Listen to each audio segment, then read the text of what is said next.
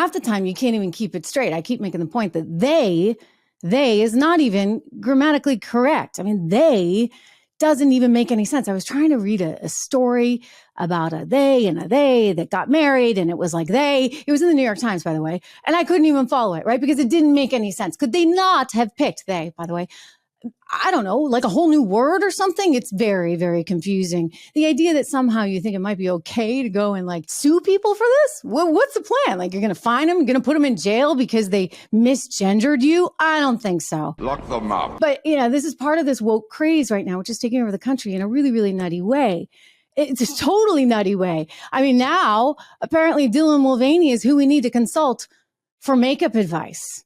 Check this out. Maybe she's born with it. Maybe it's Maybelline. That was the expression, right? That we used to hear for years on TV. But now it's maybe it's Maybelline. Maybe it's a man. I'm sorry, but this is nuts. All right. This is really, really nuts. Now, I will say, heck, if this darn makeup company can turn a man into looking like a woman, then, hey, maybe they got a reason for selling their stuff. But, it's just preposterous. Like that is just the reality of it. Again, maybe Maybelline is trying to like make themselves more hip. I don't know. I was talking actually to one of the team members on the show who's quite young, who just told me he had never heard of this stuff. Preposterous. But maybe that's because he doesn't wear makeup. Maybe it's because he's a he. Anyway, I've used Maybelline products actually for years. I use their eyeliner. I have it on today, but I think I may have to like revisit that whole Maybelline thing. By the way, where are women? Where are women on all this? I mean, the Nike sports bra thing I thought was pretty offensive. You see all the guys out there, they're like up in arms about the whole Bud Light thing. Bud Light's really getting hit hard. Sales just keep falling. And yet women don't seem to be too worked up about this.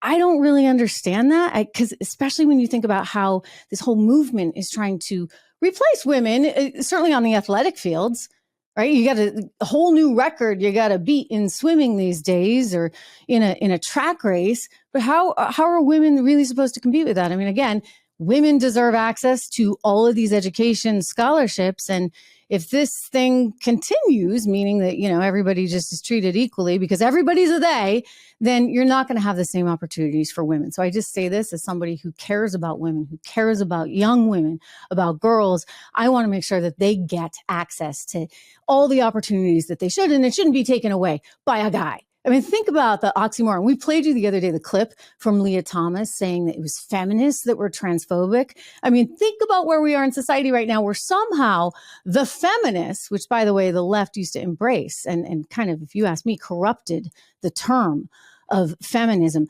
They said, feminism is great. And yet simultaneously, now Lia Thomas says it's the feminists that are bad because they're the ones that are transphobic. I mean, this logic is getting increasingly difficult to follow. Meanwhile, our government has a brand new idea. Why not just make the military green? Splendid idea. Then we'll really win all the wars. Do you support the military adopting that EV fleet by 2030? I do, and I think we can get there as well. And I do think that reducing our reliance on the volatility of globally traded fossil fuels, where we know that global events such as the war in Ukraine can jack up prices for people back home, it does not contribute to energy security. I think energy security is achieved when we have homegrown clean energy that is abundant, like you see in Iowa. We think that we can be a leader globally in how we have become energy independent. Oh, yeah, that's like really going to fly. I mean, look, I don't have a problem with them trying things and experimenting with things. I'm a big believer in we need all the energy sources we can get. Let's not kid ourselves. You want to go energy independent? Then okay. Go for it. By the way, don't make our lives miserable in the process. Make sure that everybody sort of has a way to access cheap energy in the interim. We shouldn't make everybody's life miserable unless, in fact, that is exactly what they want to do.